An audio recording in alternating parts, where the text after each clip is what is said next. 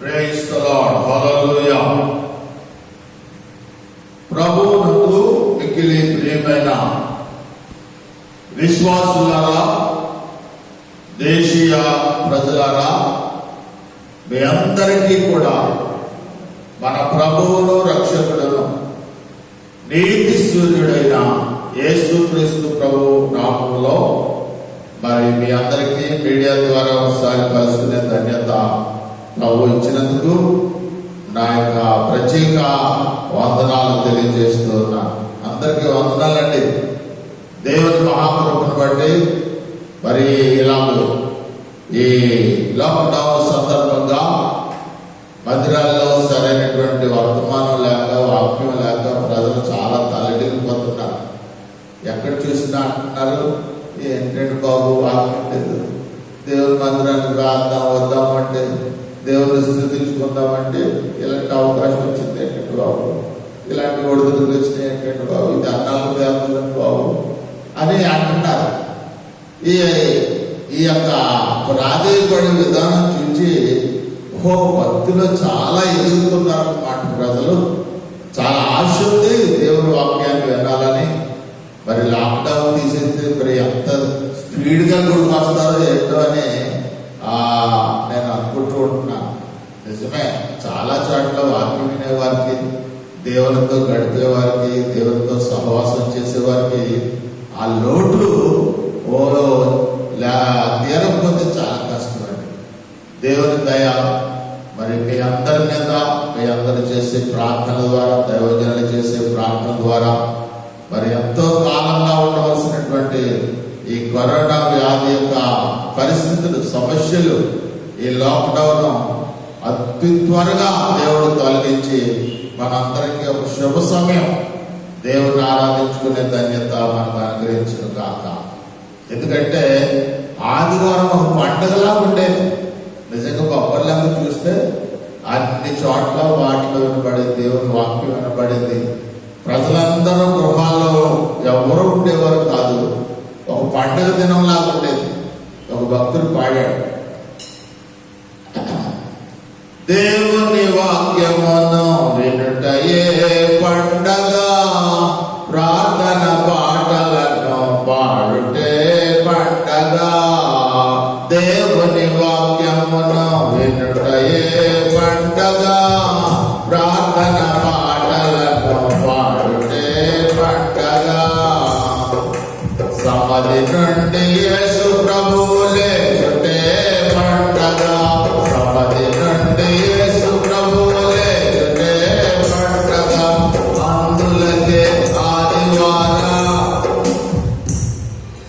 అందులకే ఆదివారం అసలైన పండుగ. ప్రభు యేసు భక్తులకు ప్రతిరోజు పండుగ. శరీరము శ్రమ పడిన ఆత్మకు వలె పండుగ, శరీరము శ్రమ పడిన ఆత్మకు వలె పండుగ. ప్రభు యేసు భక్తులకు ప్రతిరోజు పండుగ. హల్లెలూయా. దేవుని పిల్లలమైనటువంటి మనకి ప్రతిరోజు పండుగేనట. ఏంటి పండుగ? పప్పులను పండుగ కాదు, దేవుని వాక్యము వినటయ్యే పండుగట. మళ్ళా పడతామా? దేవుని వాక్యమును వినటయ్యే పండుగ, ప్రార్థన పాటలను పాడుటే పండుగ.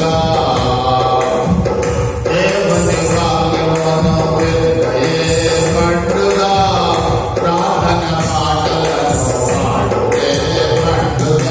సమాధి నుండి యేసు ప్రభువు లేచుటే పండుగ, సమాధి నుండి యేసు ప్రభువు లేచుటే పండుగ. అందులకే ఆదివారం అసలైన పండుగ. హల్లెలూయా. నిజమేనండి. ప్రభువు పిల్లలైనటువంటి వారికి దేవుని వాక్యాన్ని వినడం, దేవుని మందిరానికి వెళ్ళడం, దేవుని వాక్యాన్ని చదవడం, చక్కగా దేవునితో సహవాసం చేయడం అదొక పండుగ అండి. పండుగ ప్రజలకైతే ఆయా సమయాల్లో, ఆయా సందర్భాల్లో రకరకాల మనకి సంవత్సరానికి 52 ఆదివారాలండి. 52 ఆదివారాలు కూడా 52 పండుగల్లా ఉంటాయి. ఏదో ఏడాదికి ఒకసారి క్రిస్మస్ పండుగ, ఈస్టర్ పండుగ కాదండి. దేవుని వాక్యాన్ని వినడం అసలైన విశ్వాసికి, అసలైన శిశులైన పండుగ ఏదంటే దేవునితో గడపడం. కనుక ఆ వాక్యం వినడానికి తగిన సమయము, అవకాశం మరలా దొరికేటట్టు ప్రభు దగ్గరికి ప్రార్థన చేస్తున్నాం, కన్నీరు కారుస్తున్నాం. ప్రభు మనకు తగిన సమయాన్ని, అవకాశాన్ని ఇచ్చి ఆయన స్తుతించే భాగ్యం మనందరికి దయచేయను గాక. ప్రియులారా, ఈ సాయంకాల సమయంలో మరి ప్రభు కనుక నేను ఆశపడుతున్నటువంటి విషయం ఏమిటంటే, దేవుని వాక్యాన్ని మరి తరచుగా మీరు వింటున్నారు, ఆశపడుతున్నారు కనుక ఆ వాక్యంలో నుండి కొన్ని మాటలు మీకు క్లుప్తంగా తెలియచేయాలని ఆశపడుతున్నాను. పనులు అయిపోతున్నాయి, చాలా మంది విరామ సమయాన్ని రకరకాలుగా గడుపుతున్నారు. కానీ దేవునితో గడపడం చాలా ఆశీర్వాదకరమైనటువంటి విషయం. దేవుని వాక్యంలో నుండి నా ఆశ ఏంటంటే, కొన్ని మిడతలను గురించి ప్రభు సన్నిధిలో మీతో మాట్లాడాలని ఆశపడుతున్నాను. మిడతలు చూశారు కదా, మిడతలు చూడకపోవడం ప్రభు ఎక్కడ పడితే అక్కడే ఉన్నాయండి ఈ రోజుల్లో. చాలా చోట్ల, చాలా దేశాల్లో మిడతల దండ ఎక్కువైపోయిందని ప్రజలు ఒకరికొకరు బాధపడుతున్నారు. మిడతల ద్వారా సరైనటువంటి ఆరోగ్యం ఉండడం లేదు, ఆహారం ఉండడం లేదు. మనం సిద్ధపరుచుకున్నటువంటి పంటను అవి మిడతల ద్వారా తినేస్తాయని మరి దేవుని సన్నిధిలో మనం చూస్తున్నామని దేవుని వాక్యంలో మనం చూస్తున్నాం. నిజమే, దేవుని వాక్యంలో రాయబడినటువంటి మాట ఏమిటంటే, దైవ గ్రంథంలో ఒక చక్కటి మాట ఉంది. ప్రియమైన దేవుని పిల్లరా, వారి కష్టఫలమును మిడతలకు అప్పగించేదను. కీర్తన గ్రంథము 78వ కీర్తన 46వ వచనం, వారి కష్టఫలమును మిడతలకు అప్పగించేదను. ప్రియులారా, ఎక్కడ ఈ మాట మనం చూస్తున్నామంటే, పూర్వకాలంలో ఇశ్రాయేలీయులు ఐగుప్తు దేశంలో ఉన్నారు. ఐగుప్తు దేశంలో దాదాపు 430 సంవత్సరాలు బ్రతికినప్పుడు, ఈ 430 సంవత్సరాల్లో వారి భక్తుడైనటువంటి యోసేపు ఆ ఐగుప్తు దేశంలో ఉన్నప్పుడు అతను ప్రార్థనాపరుడు కనుక, భయభక్తులు కలిగిన వాడు కనుక, దేవుని స్తుతించేవాడు కనుక, దేవుని మీద ఆధారపడేవాడు కనుక, అక్కడ 7 సంవత్సరాలు కరువు వచ్చింది. 7 సంవత్సరాలు మరలా పంట పండింది. 7 సంవత్సరాలు కరువు వచ్చిన తర్వాత, 7 సంవత్సరాలు పంట పండిన తర్వాత దేవుడు మరి భక్తుడైనటువంటి మోషే యోసేపుకి ఇచ్చినటువంటి ఒక అనుభవం ఏంటంటే, ఆ దర్శనం చూపించాడు. ముందుగానే దర్శనం చూపించాడు. 7 బలిసిన ఆవులు ఉన్నాయట, 7 చిక్కుపోయిన ఆవులు ఉన్నాయి. ఈ 7 బలిసిన ఆవులని 7 చిక్కుపోయిన ఆవులు తినేసినాయి అటండి, మింగేసినాయి అట. ఏమంటే బలిసిన ఆవులు చిక్కుపోయిన ఆవులని ఏదైనా చేయగలవు, కానీ బలహీనమైనటువంటి ఆవులు మంచి బలిసిన ఆవులు తినలేవు కదా. అది దేవుడు చూపించినటువంటి దర్శనం, చిత్తంలోనే చూపించాడు. తర్వాత చక్కగా పుష్టి కలిగిన వెన్నులు ఉన్నాయి, తర్వాత పేల వెన్నులు ఉన్నాయి, అది కూడా చూపించాడు. మరో రాజుకు ఈ యొక్క కాలం వచ్చినప్పుడు, కాలంలోనే ఎవరు చెప్తారు, ఎవరు నాకు దీన్ని వివరిస్తారు, దీన్ని సంగతి నాకు అర్థం కావడం లేదని ప్రభు సన్నిధిలో తలపెట్టినప్పుడు వెంటనే దేవుడు ఈ యొక్క విషయాన్ని చక్కగా బయలుపరిచి దాని యొక్క భావాన్ని తెలియజేయడం ద్వారా చివరికి 7 సంవత్సరాలు మరి కరువు సంవత్సరాలని, 7 సంవత్సరాలు మరి చక్కగా ఆహారం పండే సంవత్సరాలని, ఈ ఆహారం పండినటువంటి సంవత్సరాల్లో ఉన్నటువంటి ఈ పంటను దాచి మరి కరువు వచ్చే 7 సంవత్సరాల్లో కూడా ప్రజలకు అందించాలని చెప్పి దేవుడు యేసుకు బయలుపరిచాడు. దానికి ముందే చాలా విషయాలు, చాలా కష్టాలు ఇశ్రాయేలీలు పడ్డారు. ఇశ్రాయేలీలను పరిపాలన చేస్తున్నటువంటి ఫరో దేవుని సన్నిధిలో చాలా మంచి విషయాలు ఇశ్రాయేలీలకు తెలియజేశాడు. ఐగుప్తీయులకి ఏమో శ్రమలు, ఇశ్రాయేలీకి ఏమో సంతోషం. ఐగుప్తీయుల్ని దేవుడు చాలా బాధ పెట్టాడు. ఎలా బాధ పెట్టాడు అంటే 10 రకాలైన అద్భుతాలు మరి ప్రజల పట్ల దేవుడు చేశాడు. కారణం ఏంటంటే దేవుడు ఎంత గొప్పవాడో తెలియచేయాలి, దేవుడు ఎంత గొప్పవాడో నిరూపించాలని ఆ ఆశ ఇశ్రాయేలుకి తెలియజేశాడు. ఆ సందర్భంలో మిడతా దండును పంపించాడండి. మిడతల దండులు వచ్చి ఐగుప్తీయులు చేలు, పచ్చని చేలన్నింటినీ కూడా అలా మిడతల్లాగా ఊదేసినాయి. మిడతలండి మీరు ఆలోచన చేస్తే ఈ మధ్య అంటున్నారు ఆయా దేశాల్లో, సోమాలియా ఇలా రకరకాల దేశాలు ఉన్నాయి. ఈ దేశాల్లో పంటంతా మిడతలు అలా ఊదెళ్ళిపోతున్నాయట. మిడత ఏం చేస్తుందో తెలుసండి, ఒక 30 రోజులు ప్రజలు తినే ఆహారాన్ని ఒక్క రోజులో మిడతలు తినేస్తాయి. ఒక్క రోజులో ప్రజలకు ఎక్కుదిక్కుగా సరిపోయే ఆహారాన్ని పొలం మీద మిడతలు ఒక్క రోజులో ఊదేస్తాయి.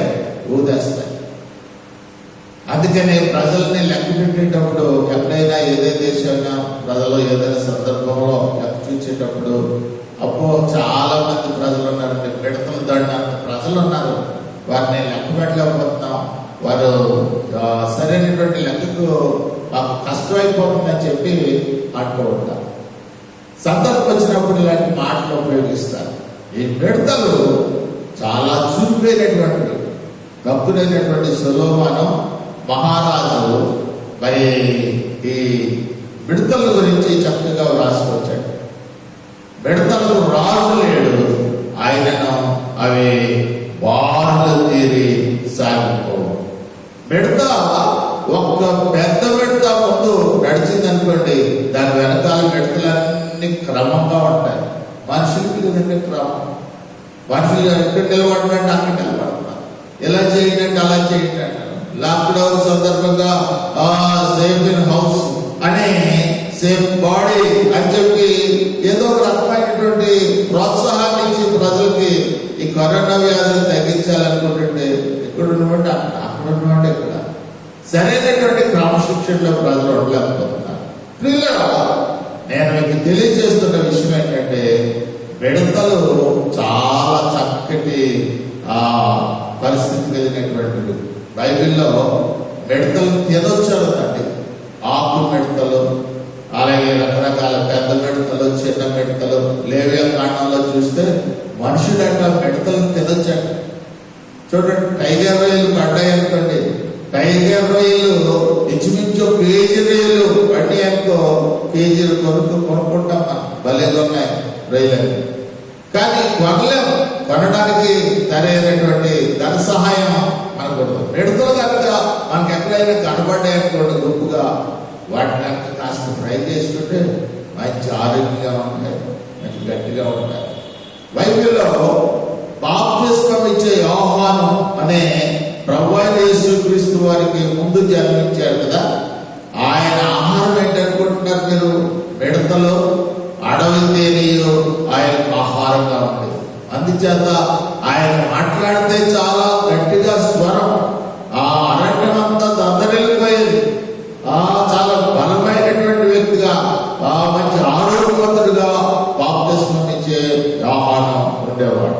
కనుక ఈరోజు మిడత మన శరీర సంబంధమైనటువంటి ఆహారానికి మంచిదే, కానీ అంత పుష్టికరమైనటువంటి ఆహారం తింటదన్నమాట. దానికి శ్రమపడుతుంది, మంచిగా పనిచేస్తుంది. కనుక ఈ యొక్క మిడతలు పంటంతటిని నాశనం చేస్తూ ఉంటాయి.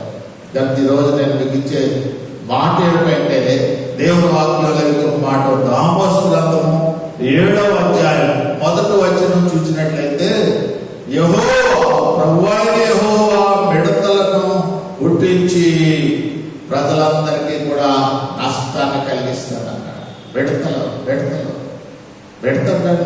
ప్రజలు అంటారు చూడండి, ఏ కాలం పెడతాక ఎగిరిపోతున్నాం, అంత గంతులేస్తున్నామేంటి, ముందు రోజులు ఎలా ఉంటాయో తెలుసా? ఇవాళ బాగుందనుకుంటున్నాం, ఇవాళ ఆరోగ్యంగా ఉందనుకుంటున్నాం, ఇవాళ బలేగా ఉందనుకుంటున్నాం, ఇవాళ ఉన్న బలం రేపు ఉంటుంది అనుకుంటున్నాం. ఎందుకు అలా గంతులేస్తున్నావు? ఒగ్గిపోయే రోజు వస్తుంది, బలహీనమయ్యే రోజు వస్తుంది, ఒడిలిపోయే రోజు వస్తుంది, శక్తి లేని రోజు వస్తుంది.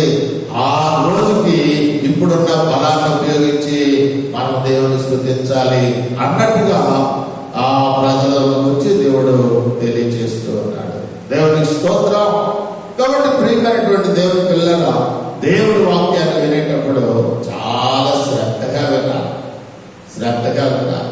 ఈ దినాల్లో వాక్యాన్ని శ్రద్ధగా వింటున్నట్టే కనబడుతున్నారు, కానీ విన్న వాక్యాన్ని ఏం చేస్తున్నారు? మర్చిపోతున్నారు. మర్చిపోకూడదు. వాక్యాన్ని వినాలి. వాక్యం వినడం ద్వారా నీ యొక్క కుటుంబ జీవితం, శారీరక జీవితం, మానసిక జీవితం, ఆత్మీయ జీవితం, అంతరంగ జీవితం, బహిరంగ జీవితం ఆశీర్వాదకరంగా ఉంటుంది. ప్రభు రాముడికి మనం ఎత్తబడడానికి కూడా అవకాశం ఉంటుందని నేను తెలియజేస్తున్నాను. ఈ యొక్క విడతలను చివరిలో మనం ఎక్కడ చూడగలమంటే 7 మహాశ్రమ కాలంలో చూడగలం.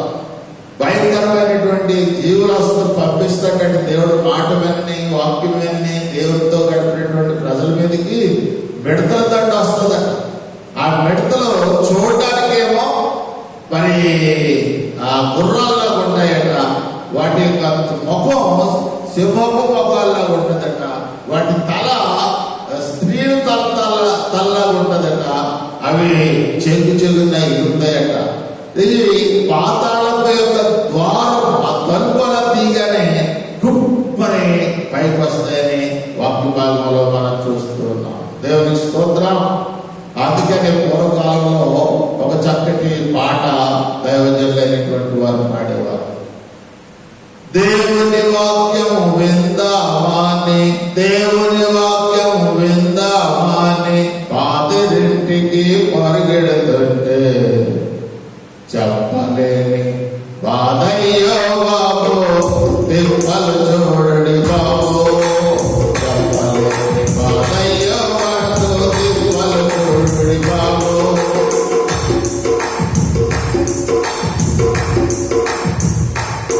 కనుక నా మాటలు కొత్తగా చెప్పడానికి ఓ పాట పాడదామంటే టైం అయిపోతుంది, ఓ వాక్యం చెప్తామంటే టైం అయిపోతుంది.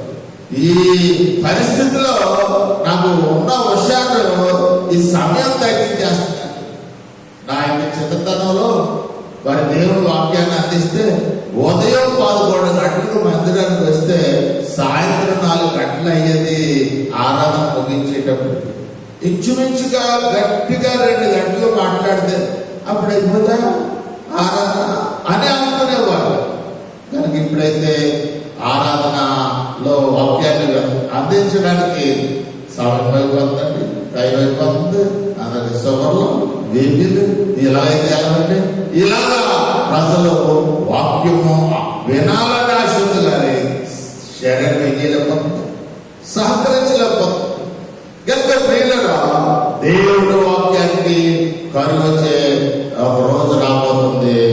ఆ రోజునట దేవుడి వాక్యం విందామని దైవ సేవకుల గృహాల దగ్గరికి పరిగెడుతుంటే చెప్పేవారు.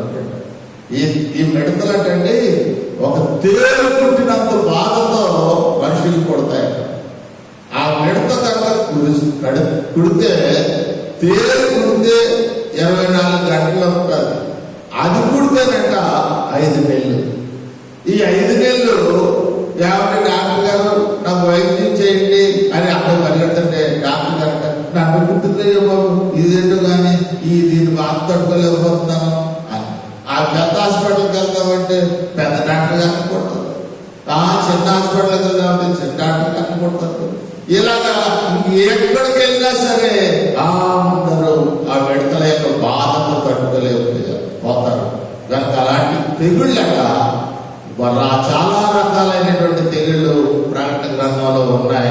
అవన్నీ మీకు వివరించడానికి వినడానికి కూడా చాలా కష్టమైనటువంటి విషయం.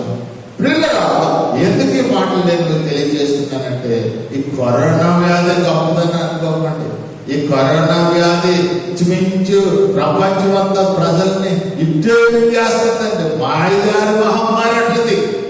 ఏంటంటే ఈ మధ్య మాయదారి మహమ్మారి కనుక ఈ మాట ఎప్పుడైనా ఏదైనా సందర్భంలో పూర్వకాలంలో అనేవారు కనుక ఇది ప్రత్యక్షంగా మనం చూస్తున్నాం. ప్రార్థించేద్దాం. ప్రభా, ఈ మిడతల దండు మరి పంటల మీదకి వచ్చేస్తుంది. ఇదే దండు మళ్ళా ఆ భయంకరమైనటువంటి పాతాళంలో నుండి వస్తుందట. మమ్మల్ని కూడా కొడతాయట.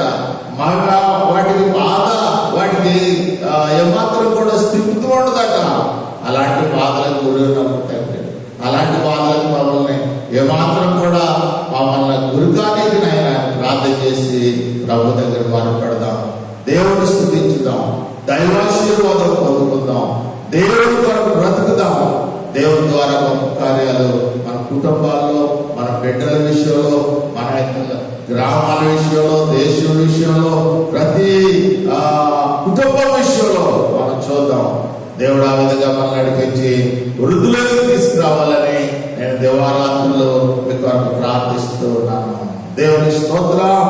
కనుక ప్రభువైన యేసుక్రీస్తు వారు వచ్చే దినాలు, ఈ దినాల్లో ఎలాంటి దినాలని వాక్యంలో మనం చూస్తున్నామంటే, వస్తారయా యేసు వస్తారయా, ఆకాశ వీధికి వస్తారయా, వస్తారయా యేసు వస్తారయా, ఆకాశ వీధికి వస్తారయా. స్త్రీలు లోకమునందు చాలా వృద్ధిగా నుండి స్త్రీల సంఖ్య పెరిగిపోతాదయా. స్త్రీలు లోకమునందు చాలా వృద్ధిగా నుండి స్త్రీల సంఖ్య పెరిగిపోతాదయా. స్త్రీలు పురుషుల పైన ఏలుబడి చేస్తారు. స్త్రీలు పురుషుల పైన ఏలుబడి చేస్తారు. వాళ్ళు అధికారము చేస్తారయా, వాళ్ళు అధికారము చేస్తారయా. వస్తారయా యేసు వస్తారయా, ఆకాశ వీధికి వస్తారయా. హల్లెలూయా. కాబట్టి యేసు ప్రభు వారు వచ్చే రోజులు ఎలా ఉన్నాయి చెప్పండి? అతి సమీపముగా ఉన్నాయి. ఈ అతి సమీపముగా ఉన్నటువంటి ఈ దినాల్లో దేవుడి మాటలు మనసుకు ఒప్పుకోవాలా, నమ్మాలా, అంగీకరించాలా. ఎట్లా చెబుతారు? మనకెందుకు, మనకు అలాంటి నడో, మనం నిర్లక్ష్యంగా దేవుడు నడిపితే మన రోజులు వెళ్ళిపోతాయి. ఇలా చెప్తే రేపు అనుకోవద్దు.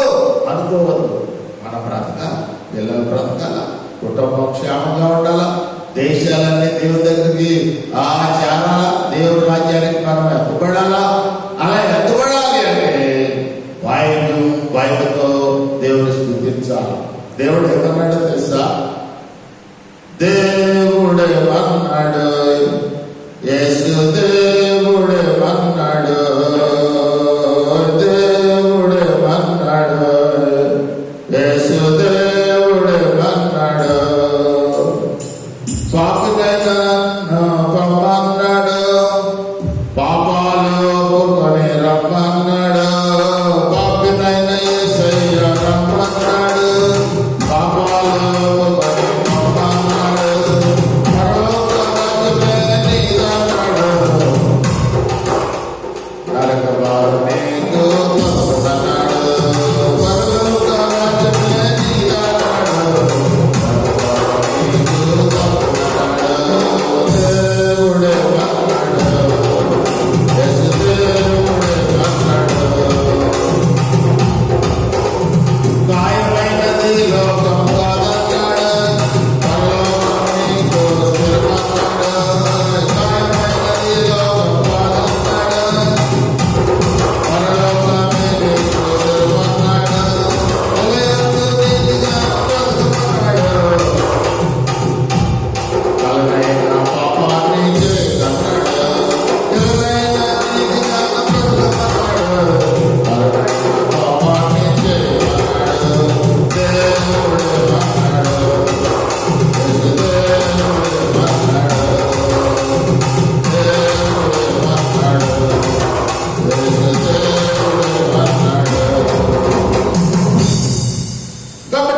ప్రియమైనటువంటి దేవుని ప్రజలరా, ఇక్కడ వరకు కాలంలో ఆయన మాటలు విందాం. ఈ మాటలంటే ఇప్పుడు చేదైపోవచ్చు నీకు. ఇలాంటి ఎందుకు? ఏదన్నా సీరియల్ ఉంటే బాగుంటుంది, ఏదన్నా ఆ కథ ఉంటే బాగుంటుంది, ఈ కథ ఉంటే బాగుంటుంది, అది చూస్తే బాగుంటుంది, ఇది చూస్తే ఏది చూడదు. దేవుడి వాక్యాన్ని చూడు, దేవుడి వాక్యాన్ని విను. నేను రెండు చేతులతోటి అనుభవపూర్వకంగా మీకు తెలియజేస్తున్నాను. దేవుని మాట కంటే ఇక ఎవరి మాట నీకు భవిష్యత్తులో ఏమైంది కాదు చెప్పండి, ఉపయోగకరమైనది కాదు. కనుక మిడతలు ఒకటి ఆహారానికి మంచివి, కానీ అవి మనం తినే ఆహారాన్ని ఒక్క నెల తినవలసినటువంటి ఆహారాన్ని అంట ఒక్క రోజులోనే తినేస్తాయి. అందుకంత బలంగా ఉంటాయి. అవి రాను రాను ఈ యొక్క మిడతల రూపంలో భయంకరమైనటువంటి వ్యాధులు రాబోతుంది. పాతాళంలో నుండి దేవుడు బయటికి పంపించిపోతున్నాడు. దానివల్ల మిడత పుడితే అప్పటికప్పుడు పెద్ద బాధ ఉండదు, కానీ మిడతలాగా వచ్చేటువంటి తేలు పుడితే అది 5 నెలలు బాధట. అప్పుడు చక్కటి ఫలం పండించి అమ్మ తినండి తినండి, ఇంకోటి కావాలి ఇంకోటి ఇస్తాను అని ఎవరైనా అన్నారు అనుకోండి, నాకు వద్దు బాబు నాకు వద్దు, ఈ మిడత బాగా తట్టుకోలేకపోతాను. ఒక రోజు అనుకుంటే 5 నెలలు ఎవరు తట్టుకుంటారు? వైద్యం ఉండదండి, మందు ఉండదండి, ఏమాత్రం అవకాశం ఉండదండి, ఆరోగ్యం ఉండదండి. అలాంటిది ఒక చిత్రమైనటువంటి సూచన ఉంది. ఏంటంటే ఈ మిడత 5 నెలలు బాధ కలిగినటువంటి గుడితే పడే బాధ దేవుని పిల్లలైనటువంటి వారికి ఉంటుందంట. దేవుని పిల్లలైన వారికి ఉంటుంది. దేవుడు మీకు ఇలా నొసల మీద ఒక చక్కటి ముద్ర వేస్తాడు. ఆ ముద్ర దేవుని ముద్ర కలిగిన వారు. ఆ రోజుల్లో మనుషుల ముద్ర, దేవుని ముద్ర అన్ని 2 ముద్రలు ఉంటాయి. దేవుని ముద్ర కలిగిన వారికి ఈ మిడత దగ్గరికి రానే రాదు, కొట్టుతో. దేవుని ముద్ర కలిగిన వారు క్షేమంగా, సురక్షితంగా, ఆరోగ్యంగా ఉంటారు. యేసు ప్రభు రాబోతున్నారు, ఆయన మనం తీసుకుని వెళ్ళబోతున్నారు. అద్భుతమైనటువంటి ఆనందాన్ని, ఆరోగ్యాన్ని, ఆశీర్వాదాన్ని మనం పొందుకుందాం.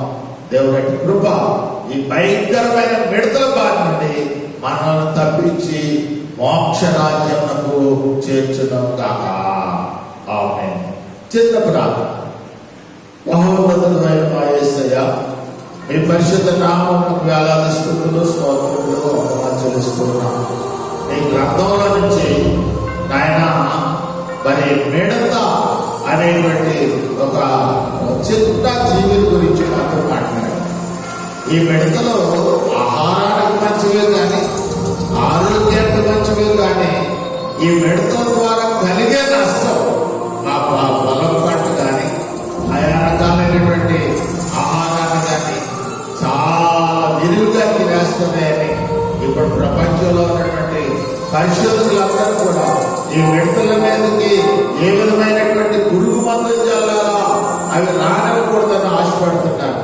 కానీ ఒక రోజున భయంకరమైనటువంటి ఆ మిడతలకు సాదృశ్యంగా ఉన్నటువంటి ఒక జాతి తేళ్లకు పుట్టినంత బాధతో మమ్మల్ని బాధ పెట్టి ఒక జాతిని విడిచిపెట్టిపోతున్న పాతాళం నుంచి, ఆ పాతాళం బారిన, ఆ మిడతల బారిన మేము పడకుండా సహాయం చేయండి.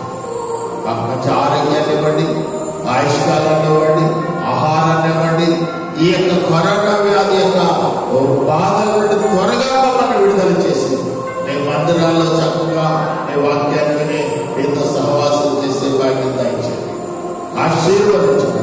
ఈ మా ప్రార్థన మా ప్రభువు రక్షకుడు ఏదైనా ఏ పరిశుద్ధ నామంలో వేడుకుంటున్నాము పరమ తండ్రి.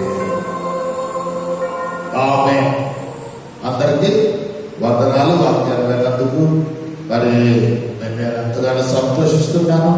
చక్కగా మరి వాట్సాప్లో అలాగే రకరకాల మెసేజ్లు పెడుతున్నారు.